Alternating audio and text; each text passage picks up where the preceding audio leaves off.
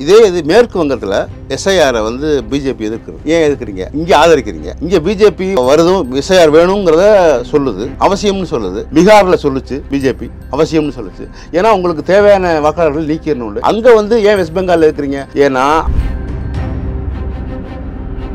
SIR அப்படிங்கிறது எதுக்காக கொண்டு வரீங்க? இப்போ 2021 தேர்தல் முடிஞ்சிருச்சு. நீங்கள் 22, 21 26 வரைக்குமான காலகட்டத்தில் அப்போ வந்து நீங்கள் ஏன் பண்ணிருக்க கூடாது? இந்த எஸ்ஐஆருங்கிறது இது ஒரு வெப்பனாக தான் பயன்படுத்துறீங்க. எப்படி இடியை பயன்படுத்துகிறீர்களோ, எப்படி வந்து உங்களுக்கு அமலாக்கத்துறையை பயன்படுத்துகிறீர்களோ, அது மாதிரியான ஒரு வருமான வரித்துறையை பயன்படுத்துகிறீர்களோ, அதே மாதிரி நீங்கள் இதை பயன்படுத்துறீங்க. எஸ்ஐஆரை வந்து இவரையும் ஆதரிக்கிறார் எடப்பாடி. அப்படிங்கிறதுனா எஸ்ஐஆருமே வந்து ஏன்னா பிஜேபி கூட எப்போ அவர் கூட்டணி போட்டாரோ, ஏன்னுடைய எப்போ அவருடைய மகன் மிதுனுக்காகவும் அவருடைய சம்பந்திக்காகவும் அவர் வந்து எப்படி அந்த வழக்குகள்லாம் அவங்களுக்குள்ளே மாட்டிக்கிறாங்க, அதனால அவங்க சில செக் வச்சுருக்காங்க பிஜேபி. அதனால அவர் வந்து எப்போ பிஜேபிக்குள்ளே போய் சிக்கிக்கிட்டாரோ அதுலேருந்து அவருக்கும் முஸ்லீம்கள் சிறுபான்மையினர் எதிரிகள் மாதிரி தான் தோன்றும். திமுக அப்படிங்கிறது வந்து அவர்கள் வந்து எல்லாருமே அரசியல் சினிமாலேருந்து வந்தவர்கள் தான். ஆனால் உனக்கு என்ன தகுதி இருக்கிறதுன்னு பார்க்குறாங்க அவங்க. நீ எப்படி அதை இது பண்ண? அப்போது அதனால உன் பேரை சொல்லக்கூட நாங்கள் யோசிக்கிறோம். நீ உதயநிதி கூடலாம் கூட நீ பேச முடியாது. உதயநிதியே வந்து உனக்கு ரைட்டானவர் கிடையாது. நீ வந்து எதுவுமே யார் கூடயும் நீ பேசுறதுக்கான தகுதியில் நீ முதல்ல ப்ரூவ் பண்ண பிறகு பேசலாம்.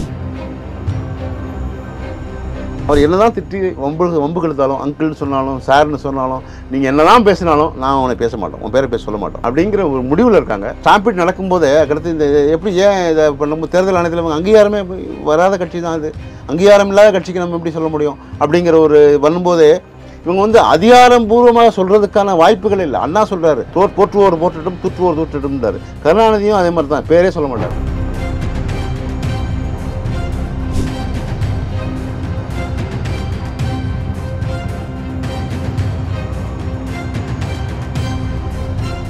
ரியல் ஒன் நேயர்களுக்கு வணக்கம். இன்று நம்மளுடைய நேர்காணலுக்கு அரசியல் விமர்சகரான திரு ராஜபாரதி அவர்கள் நினைச்சிருக்காங்க. சார் வணக்கம்.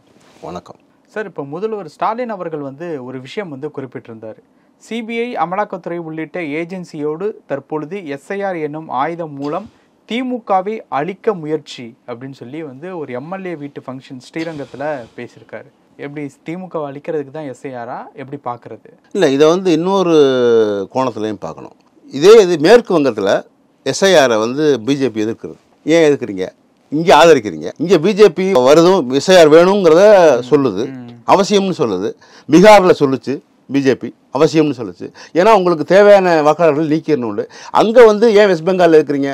ஏன்னா அங்கே பக்கத்தில் பங்களாதேஷ், அங்கே பங்களாதேஷ்லேருந்து நிறைய பேர் உள்ளே வராங்க. அங்கே முஸ்லீம்கள் ஜாஸ்தி, அவங்க பங்களாதேஷ்லேருந்து உள்ளே வந்திருக்காங்க. அவங்க தான் வந்து எஸ்ஐஆருக்கு வந்து சாதகமாக, அதாவது வெஸ்ட் பெங்காலில் மீண்டும் மம்தா பானர்ஜி வருவதற்கான வாய்ப்புகளையே ஏற்படுத்துவாங்க.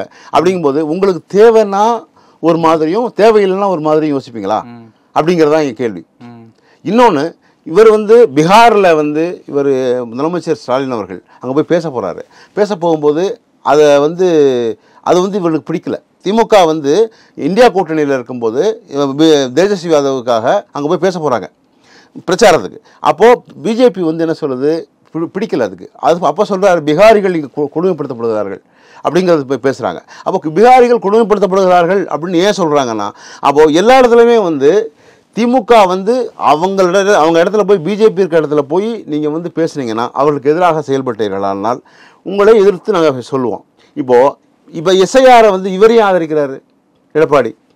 அப்படிங்கிறதுனா எஸ்ஐஆருமே வந்து ஏன்னா பிஜேபி கூட எப்போ அவர் கூட்டணி போட்டாரோ, எப்போ அவருடைய மகன் மிதுனுக்காகவும் அவருடைய சம்பந்திக்காகவும் அவர் வந்து எப்படி அந்த வழக்குகள்லாம் அவங்களுக்குள்ளே மாட்டிக்கிறாங்க, அதனால அவங்க சில செக் வச்சுருக்காங்க பிஜேபி. அதனால அவர் வந்து எப்போ பிஜேபிக்குள்ளே போய் சிக்கிக்கிட்டாரோ அதுலேருந்தே அவருக்கும் முஸ்லீம்கள் சிறுபான்மையினர் எதிரிகள் மாதிரி தான் தோன்றுறது.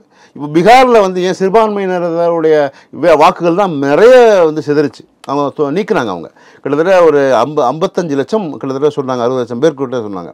ஆனால் அதுக்கடுத்து சரி பண்ணாங்கிறத இருக்கட்டும். இப்போ தேர்தல் நடந்துகிட்ருக்கு, முடிஞ்சிடணும். 11ஆம் தேதியிலேருந்து இன்றைக்கி முடிஞ்சு இப்போ 14ஆம் தேதி வருது, உங்களுக்கு ரிசல்ட் வருது. ஆனால் அங்கே வந்து என்ன ரிசல்ட் வருதுங்கிறத பொறுத்து தான். அப்போது இவங்க சொல்கிறாங்க, எங்கள் எஸ்ஐஆருக்காகவும் இந்த வாக்குப்பதிவு இயந்திரத்துக்காகவும் இல்லை அதனால எல்லாம் வந்து பிஜேபி வந்து ஏமாற்றிலாம் செயல்படலை, நாங்கள் வந்து நியாயமாக தான் நடந்துக்கிறோம். அப்படின்னா நியாயமாக தான் நடந்துக்கிறோம்னா அப்போது ஒரு கேள்வி வருது இங்கே. எஸ்ஐஆர் அப்படிங்கிறது எதுக்காக கொண்டு வரீங்க? இப்போது 2021 தேர்தல் முடிஞ்சிருச்சு. நீங்கள் 21லேருந்து 26 வரைக்குமான காலகட்டத்தில் அப்போ வந்து நீங்கள் ஏன் பண்ணிருக்கக்கூடாது? இந்த தேர்தல் சீர்திருத்தத்தை நீங்கள் ஏன் அப்போ பண்ணக்கூடாது? இல்லை அப்படி தான் முடியாது, சரி கடைசி நேரத்தில் பண்ணால், ஏன்னா இத்தனை ஆண்டு 2002க்கு பிறகு 2002க்கு பிறகு 2003 ரெண்டு டைம் அங்கே நடந்திருக்கப்போ இந்த மாதிரி நடந்திருக்கு. அந்த டைமில் நீங்கள் இருக்கிறதுக்கு பிறகு முன்னாடி இருந்தவங்கள நீங்கள் வந்து உங்களுடைய வாக்காளர்கள் இருந்தாங்கன்னா முன்னோர்கள் இருந்தாங்கன்னா அதை காமிச்சிக்கங்கன்னு சொல்கிறீங்க. ஆனால் அதுக்கு பிறகு இவ்வளோ நாள் நடத்தவே இல்லை. அப்போது நடத்துவதற்கு நீங்கள் 2026 எலெக்ஷன்னா 2025 நடத்திருக்கலாம். 1 இயர் உங்களுக்கான தேவையானதை வச்சுக்கலாம். அப்பப்போ வந்து ஒவ்வொரு இது முடியும் போதும் புதிய வாக்காளர்களை நம்ம சேர்க்குறோம். அவங்களோட அடையாளங்களோ வேறு எதையோ அடையாளங்களை காமிச்சு நீங்கள் குடியுரிமை சான்றிதழ்லாம் காமிச்சு கூட சேர்த்துக்குங்க. இவ்வளோ காலம் அப்படி தானே இருந்தது. 2002 2004க்கு பிறகு இது வரைக்கும் அப்படி தானே இருந்தது. நீங்கள் 2026க்கு எலெக்ஷனுக்கு வரப்போகும்போது 2025 ஒரு 6 மாத காலத்துக்கு முன்னாடியே நீங்கள் தொடங்கியிருந்தீங்கன்னா, இல்லை ஒரு 2025 ஜனவரியில் பண்ணியிருந்தீங்கன்னா உங்களுக்கு வந்து தேவையான இதை செஞ்சுருக்கலாம். அப்போது ஏன் இந்த நெருக்கடிக்குள்ளே இந்த 1 மாதத்துக்குள்ளே எப்படி நீங்கள் பண்ண முடியும் அப்படிங்கிறதான் கேள்வி. அப்போ உங்களுக்கு சாதகமான வாக்காளர்களை நீங்கள் உருவாக்குவதற்காகவே இந்த எஸ்ஐஆர் கொண்டு வந்துருக்கீங்க. இந்த எஸ்ஐஆருங்கிறதே இது ஒரு வெப்பனாக தான் பயன்படுத்துறீங்க. எப்படி இடியை பயன்படுத்துகிறீர்களோ, எப்படி வந்து உங்களுக்கு அமலாக்கத்துறையை பயன்படுத்துகிறீர்களோ, அது மாதிரியான ஒரு வருமான வரித்துறையை பயன்படுத்துகிறீர்களோ, அதே மாதிரி நீங்கள் இதை பயன்படுத்துறீங்க. எஸ்ஐஆரும் அப்படி தான் அதற்கான சூழலாக தான் மாற்றிக்கிறீங்க அப்படிங்கிறதான் திமுகவுடைய வாதம். எடப்பாடிக்கு வந்து அவர்களுக்கு சாதகமான அம்சமாக இருக்கிறதுனால, பிஜேபி இருக்கிறதுனால அவர் வந்து இப்படி தான் சொல்லுவார். இதே அவர் ஆளுங்கட்சியார் தான் செய்வாரா அப்படிங்கிறது. அதுதான் இப்போ ஒரே கேள்வியை கேட்குறோம். வெஸ்ட் பெங்காலில் பிஜேபிக்கு எஸ்ஐஆர் வேணான்னு சொல்லும்போது இங்கே நடக்கக்கூடிய தமிழ்நாட்டில் மட்டும் ஏன் வேணும்னு நினைக்கிறீங்க? ஒரே கொள்கையாக இருக்கணும்ல. சார், இன்னொரு விஷயம், திமுகவினுடைய ஃபங்க்ஷனில் வந்து சிஎம்மும் டெபுட்டி சிஎம்மும் பெயர் குறிப்பிடாமல் விஜய் அடிக்கிறது அப்படிங்கிறத எப்படி பார்க்கறது? ஏன்னா உதயநிதி அவர்கள் வந்து ஒரு விஷயம் வந்து சொல்லியிருந்தார், இது வந்து நிகழ்ச்சியை கேட்பதற்காக வந்த கூட்டம், பார்ப்பதற்காக வந்த கூட்டம் கிடையாது. அதாவது வந்து எக்ஸ்பிஷன்லாம் போடுவாங்க. இப்போ தாஜ்மஹால் இங்கே வந்து எக்ஸ்பிஷன் போட்டால் வந்து பார்ப்பாங்க, ஃபோட்டோ எடுப்பாங்க, எல்லாம் ஓகே. ஆனால் என்னதான் இருந்தாலும் அது வந்து ஒரு அட்டை அப்படின்னு சொல்லி வந்து பேசியிருந்தார். ஸோ எப்படி பார்க்கறது இந்த ஸ்பீச்சுக்கள்லாம்? அதாவது இது வந்து திமுகவுடைய அவங்களோட தலையாய விஷயம் எப்பயுமே அப்படி தான் இருக்கும். ஏன்னா கருணாநிதி காலத்திலேருந்து அது அப்படி தான் பண்ணுவாங்க. அண்ணாவுமே அப்படி தான் சொல்லுவார். ஏன்னா அவங்களுடைய நோக்கமே அப்படி தான் பேசுவாங்க. ஏன்னா அண்ணா சொல்றாரு குறிப்பிடுறது அப்படிங்கிறது ஜெயிச்சு வந்துட்டா பெயர் குறிப்பிடாரு. ஆமாம். அது வரைக்கும் இவங்க வந்து இன்னும் அங்கீகாரமே பெறாத ஒரு கட்சி அப்படிங்கிறத அவங்களுடைய இதே கொடுத்துருக்கும் போதே, ஸ்டாம்பிட் நடக்கும்போதே அடுத்து இந்த எப்படி ஏன் இதை நம்ம தேர்தல் ஆணையத்தில் இவங்க அங்கீகாரமே வராத கட்சி தான் அது, அங்கீகாரம் இல்லாத கட்சிக்கு நம்ம எப்படி சொல்ல முடியும் அப்படிங்கிற ஒரு வரும்போதே இவங்க வந்து அதிகாரம்பூர்வமாக சொல்கிறதுக்கான வாய்ப்புகள் இல்லை. அண்ணா சொல்கிறாரு, போற்றுவோர் போற்றட்டும், தூற்றுவோர் தூற்றட்டும்ன்றார். கருணாநிதியும் அதே மாதிரி தான், பேரே சொல்ல மாட்டார், அவங்களை கண்டுக்கவே மாட்டார், பொதுவாக தான் பேசுவார். இது வந்து அவர்கள் திமுகவினுடைய அவங்களுடைய செயல்பாடுகளில் இது ஒரு முக்கியமான ஒரு டாக்டிக்ஸாக வச்சுருக்காங்க அவங்க. இன்னொன்று, இது ஸ்டாம்பீட் நடந்துச்சு வந்துரும்போது இதே சம்பவம் எம்ஜிஆரோட கம்பேர் பண்ணிக்கிறாங்க. இப்போ எம்ஜிஆரையும் அண்ணாவையும் வச்சு காமிச்சுக்கிறாங்க.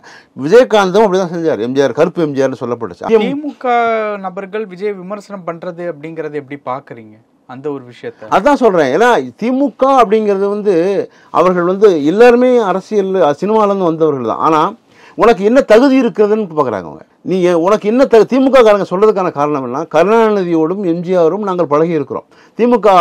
திமுகங்கிறதே அப்படி தான், இலக்கியம் சார்ந்த நிறைய படித்தவர்கள் தாங்க, படித்து தான் கொண்டு வந்தாங்க. அங்கேருந்து பட்டுத்தொட்டி இல்லாமல் பேசுனாங்க. உனக்கு எந்த நாலேஜுமே இல்லை, யாரோ எழுதி கொடுக்குறத நீ பேசுகிற அப்படின்னு சொல்கிறாங்க. அப்போது எதுவுமே இல்லாமல் நீ வந்தவுடனே நீ வந்து முதலமைச்சர் ஆகணுங்கிறது எப்படி சாத்தியமாகும்? அப்போ உனக்கு என்ன தகுதி இருக்கிறது? அதில் நீ எப்படி அதை இது பண்ண? அப்போது அதனால உன் பேரை சொல்லக்கூட நாங்கள் யோசிக்கிறோம். நீ உதயநிதி கூடலாம் கூட நீ பேச முடியாது. உதயநிதியே வந்து உனக்கு ரைட்டானவர் கிடையாது. நீ வந்து எதுவுமே யாரு கூடயும் நீ பேசுறதுக்கான தகுதியில் நீ முதல்ல ப்ரூவ் பண்ண பிறகு பேசலாம் அப்படிங்கிறதான். Okay okay. அதுக்கு முன்னாடி நீ வந்து என்னதான் வம்பிழுத்தாலும் இந்த வடிவேலுக்கு அது மாதிரி தான், அவன் திட்டுவான், எவ்வளோதான் திட்டினாலும் நீ வந்து போயிடாதரா அப்படின்னு மாதிரி சொல்லுவாங்க. அது 2 பேர் பேசிக்கிறாங்க. அது மாதிரி அவர் என்னதான் திட்டி வம்பு கெடுத்தாலும், அங்கிள்னு சொன்னாலும் சார்னு சொன்னாலும், நீங்கள் என்னதான் பேசினாலும் நான் அவனை பேச மாட்டோம், உன் பேரை பேச சொல்ல மாட்டோம் அப்படிங்கிற ஒரு முடிவில் இருக்காங்க. அதுவும் சரிதான் ஒரு வகையில். இவர் ப்ரூவ் பண்ணட்டும், நிரூபிக்கட்டும், அப்புறம் வரட்டும் அப்படிங்கிறதான் பேச்சு. இவர் வந்து வன்மத்தை கக்கினார் அப்படின்னா சட்டப்பேரவையில் வந்து எடப்பாடி அவர்கள் அந்த பேச்சு எடுத்ததுனால தான் அவர் பேசினார், இவராக பேசலை. ஸ்டாம்பீடு பற்றி எடப்பாடி அவர்கள் வந்து சட்டப்பேரவையில் பேச்சு எடுக்கிறாரு. அது பிறகு என்ன நடந்துச்சு அப்படிங்கிறத வந்து விளக்கம் சொல்கிறாரே தவிர தானாக முன் வந்து உங்களை விஜயை பற்றியோ இல்லதை பற்றி பேசலை. இன்னும் ஒரு சின்ன சம்பவத்தோடு முடிச்சுக்கிறேன். என்னென்னா, எஸ்.ஏ. சந்திரசேகர் வந்து நாளைய தீர்ப்பு படம், இவருடைய படம் ஃபெயில்யூர், கிட்டத்தட்ட 80 லட்ச ரூபா கிட்டத்தட்ட போயிடுது. அப்போது இவரை எப்படியாவது வெளியே கொண்டு வரணும்னு யோசிக்கிறார். அப்போ வந்து சில பெரிய நடிகர்கள்ட்டெல்லாம் ஃபோன் பண்ணி கேட்குறாரு. அப்போது யாருமே இல்லை, ஏதாவது உங்கள் படத்தில் என் கூட என் பையனையும் இது பண்ணி நடத்திங்க, ப்ரொமோட் பண்ணி கொடுங்கன்னு கேட்குறாரு. ஆனால் அது யாரும் ஒத்துக்கலை. அப்போ சோபா அவங்க மனைவி சொல்கிறாங்க, ஏன் விஜயகாந்த் கேளுங்களேன், என்ன நான் யோசிக்கவே இல்லை அதை விஜயகாந்த்கிட்ட, ஆனால் பேசலாம், ஆனால் அவர் என்ன நினைக்கிறாரோ தெரியலன்னு. அப்போ விஜயகாந்துக்கு விஜயின்னு தான் கூப்பிடுவார் அவர். ஃபோன் பண்ணி விஜய் நான் அதுக்கப்புறம் வாய்ப்பு கொடுத்தாங்க, படம் வந்தாச்சு. இல்லை அதான் சொல்ல வராது. அவர் என்ன சொல்கிறாரு, அப்போ பேசுகிறாரு, ஃபோனில் பேசுனே, என்ன சொல்லுங்கன்னா, இல்லை ஒரு சின்ன உதவி அப்படின்னு. சரின்றாரு. உடனே ஃபோன் வச்சுட்டு இவர் குளிக்க போகிறாரு.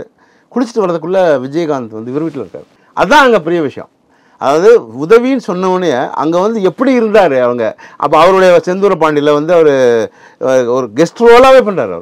அவர் படத்துக்கு இவர் பண்ணுறாரு. அதாவது இவர் படத்தில் அவரை நடிக்க வைக்கிறார், அவர் படத்தில் இவரும் நடக்கிறார். அப்போது எந்த அளவுக்கு ஒரு பெருந்தன்மையான ஒரு குணம் வேணும். நீங்கள் எப்படி அவங்க அப்பாவை ஒதுக்கி வச்சுட்டு உங்கள் கீர்த்தி சுரேஷ்லேருந்து எல்லாரு கூடயும் வேறு மாதிரி அவங்க குடும்பத்தை ஒதுக்கி வச்சுட்டு நீங்கள் வந்து வேறு மாதிரி தளத்தில் நீங்கள் பயணிக்கிறீங்கன்னா அதை எப்படி நீங்கள் ஏற்றுப்பாங்க அப்படிங்கிறதும் ஒரு கேள்வியாக இருக்குது. எல்லாத்தையும் தான் வைக்கிறாங்க பொது வெளியில். பல விஷயங்கள் பேசணும். நன்றி சார். நன்றி.